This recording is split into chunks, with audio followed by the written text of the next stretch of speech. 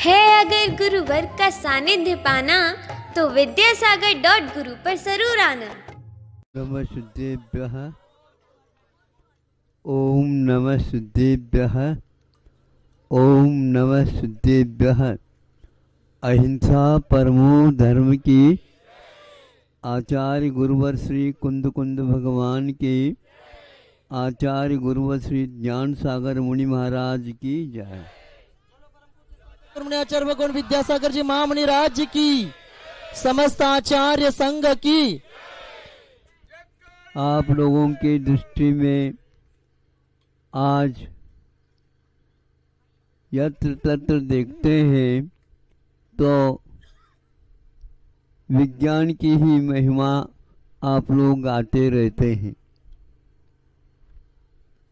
और यह एक प्रकार से आप लोगों का शोध है, अनुसंधान है और विश्व के लिए वरदान है, ऐसा मान करके चलते हैं। हम आपके सामने उन्हीं में से एक चीज़ रखना चाहता हूँ जो पहले था क्या नहीं, यह अपने आप ही ज्ञात हो जाएगा। सुनने में आया था, किसी ने पढ़ कर के भी सुनाया।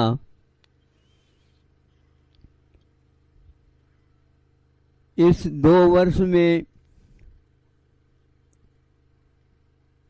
विशेष रूप से कोई एक देश जिसको चीन बोलते हैं, उन्होंने कृत्रिम वर्षा के माध्यम से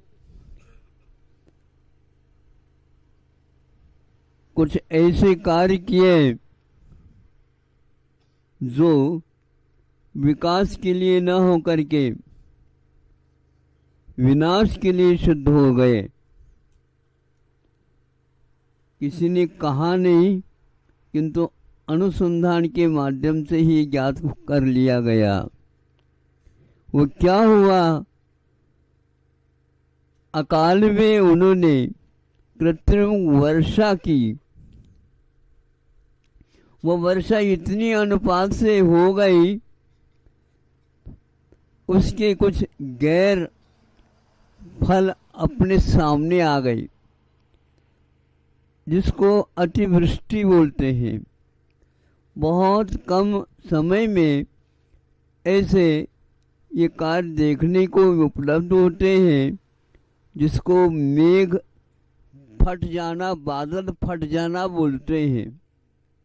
बादल फट जाता है तो वर्षा तो होती है, लेकिन वर्षा वो इतनी मात्रा में हो जाती है और उसका प्रभाव बहुत दूर दूर तक पड़ जाता है, तो दुर्भिक्ष जैसे हो जाते हैं, उससे कई गुना इसमें हानि हो जाती है। और यह आज की उपज है, ऐसे कह करके इसके आप लोग भगवान की आरती करने में तो हिचकिचाते हैं, लेकिन इस विज्ञान की आरती करने में रात दिन लगे हुए हैं। समृद्धि है, समृद्धि के रोड भी आने लगे आजकल। हाँ, उसी का ऑफिस है। बहुत अच्छा। तो इतनी हानि हो गई, वह स्वयं महसूस करता है। यह उत्पत्ति के लिए कारण न होकर के आपत्ति के लिए कारण हो गया। यह जलाने की अपेक्षा से जलाने का काम करने लगा। आप लोग सबको जलाने के लिए सोचते तो ये विज्ञान वस्तुतः वरदान सिद्ध होता है। एक विद्वान ने कहा, महाराज आज का यह विज्ञान अपने आप में एक समस्या है। समस्या का अर्थ होता है एक प्रकार से भयानक स्थिति होती है, उसको कैसा रोका जाए। हमने उसको पाला है, पोषा है, उत्पन्न किया है और बहुत बड़ा कर दिया है। इतना बड़ा कर दिया, उसको समेटना बहुत कठिन हो गया है।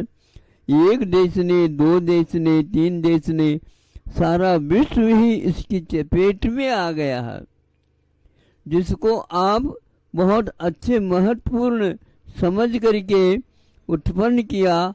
आज उसको समाप्त करना एक समस्या हो गई है। पहले के लोग क्या करते थे?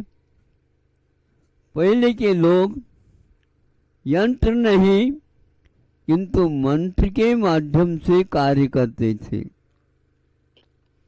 हे भगवान, समय पर वर्षा हो और समय पर मात्रा में भी उतने ही मात्रा में हो जिसके द्वारा वह बीज जो बोया गया है वह फसल आकर खड़ी हो जाए।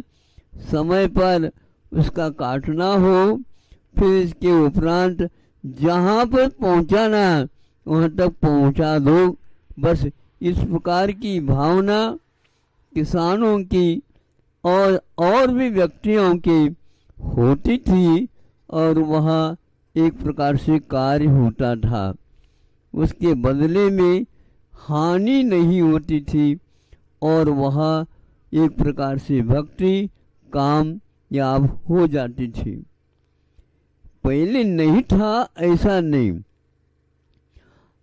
प्रकृति को हम अपने नियंत्रण में रख सकते हैं, किंतु याद रखें विज्ञान कभी भी उसको हाथ ही नहीं लगा सकता। एक समय वह आ जाएगा, निश्चित रूप से इसके परिणाम और इससे भी भयानक उत्पन्न होंगे। कृत्रिम यदि वर्षा अधिक करते हैं तो उसमें अनेक प्रकार की महामारी जिसको बोलते हैं वह 2 साल तक तो रहा, पुनः अपना सिर उठा रहा है और विश्व में फैल रहा है।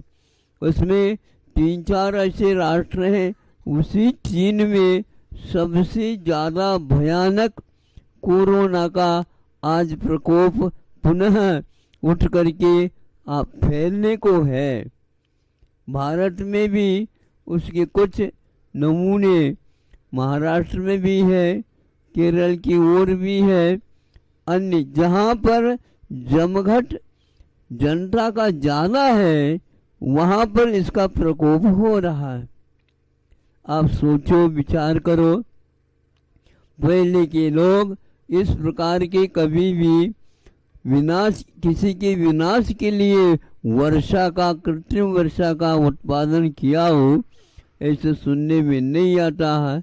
और आज विज्ञान पूरा का पूरा रात दिन उसी में लगा हुआ है।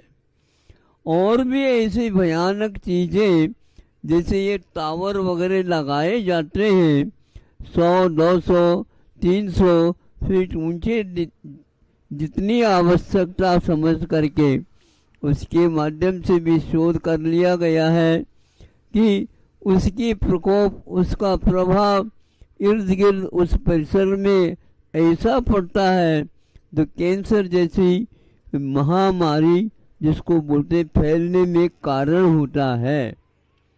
इसलिए आप लोगों को सोचना चाहिए, इस प्रकार के यंत्र, इस प्रकार के साधनों से हम काम न लें, नहीं तो वह पूरा का पूरा वातावरण एक प्रकार से रुग्णमय बन जाएगा। रोग होंगे और कानों के ऊपर, आँखों के ऊपर और पाचन शक्ति के ऊपर अनेक प्रकार के दुष्प्रभाव पड़ने जा रहे हैं। तो आप भक्ति के माध्यम से भी, अपने भावों के माध्यम से भी सत्कार्य कर सकते हैं। और सत्कार्य करने से एक प्रकार से उसकी सीमा यहाँ तक हो जाती है, यहीं पर नहीं पूरे देश में, विश्व में ये कार्य हो सकता है। हमारे भक्तजन पहले से भी और आज भी ऐसे हैं, जहाँ कहीं भी देवालयों की स्थापना करके यह प्रतिदिन की भांति प्रतिदिन वह अपनी भक्ति करते हैं कि क्षेमम सर्व प्रजानाम, सभी प्रजा का हित हो। इस प्रकार की जो भावना करते थे उसके परिणाम भी मिलते हैं, नहीं मिलते ऐसा नहीं है। पंच कल्याणकों का होना, देवताओं की स्थापना करना और प्रकार के भी कार्य दान आदि सहयोग देने की अपेक्षा से होते हैं। ये सारे के सारे आपके जो आवश्यक है उसकी पूर्ति उस समय होती थी। आज इसके ऊपर विश्वास कम हो गया, किंतु कोई गरीब भी क्यों ना हो, वह भी अपनी भावनाओं के माध्यम से इसकी सुभिक्षा का एक प्रकार से उद्भव हो, इसलिए कोशिश करता था, करता रहा है, भावना करता था, भावना के ही साथ साधना भी करता था। इसलिए पहले ही विज्ञान नहीं था और आज का यह एकमात्र आविष्कार है। इस प्रकार समझना ना समझ है, मैं इसको विज्ञान कहने के लिए स्वीकारता नहीं देता हूँ। आप स्वतंत्र हैं, आप इसको विज्ञान कहो, महाविज्ञान कहो, हमारे लिए न विज्ञान चाहिए न महाविज्ञान चाहिए। सम्यक ज्ञान वीतराग विज्ञान की जय हो।